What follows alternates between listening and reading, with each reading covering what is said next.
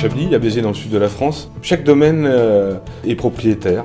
Nous exploitons 90 hectares à Chablis et nous avons aussi une activité de vinificateur-éleveur en partenariat, sur des partenariats à long terme avec des vignerons, afin de pouvoir suivre l'ensemble des parcelles.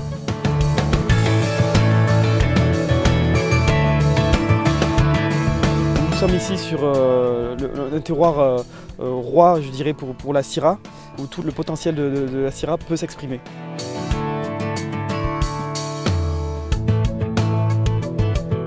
Notre équipe de vendangeurs est une petite équipe de 12 personnes, donc vendange manuelle bien sûr, transport en caisse donc de 250 kg à 300 kg. Ces caisses vont être transportées de manière respectueuse, donc jusqu'au chai, où là un tri et l'encuvage va se poursuivre. Au Mas la Chevalière, tout est fait pour protéger le raisin. Nous avons un chai qui autorise la gravité. Nous avons donc très peu de trituration. Pour les rouges, nous réalisons des extractions plutôt longues et pas violentes, c'est-à-dire que l'on va faire des extractions par pigeage ou des légers remontages. Bien sûr, le chai est thermorégulé, sous atmosphère inerte également, donc tout est fait pour préserver la fraîcheur du fruit et l'intégrité, je dirais l'intégrité de chaque cépage. C'est la maturité qui décide réellement du moment de vendange.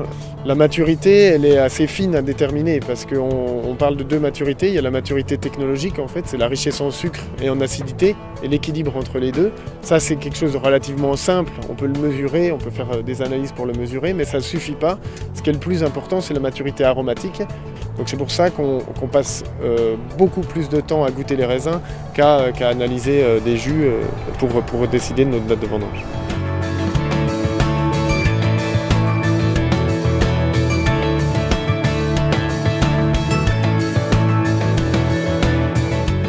L'idée est vraiment importante pour nous, c'est de séparer chacune des parcelles au vignoble et de pouvoir les isoler au niveau du pressoir.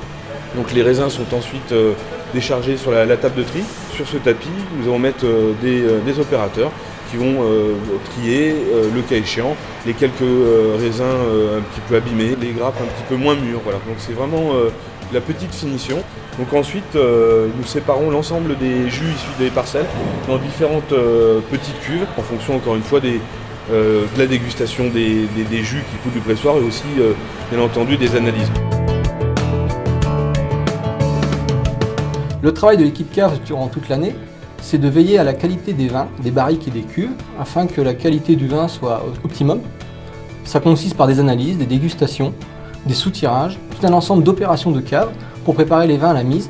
Et les premiers grands crus ont 8 mois d'élevage en barrique, entre le moment de la vendange et le soutirage qui aura lieu au mois de juin à peu près, pour faire l'assemblage barrique et cuve.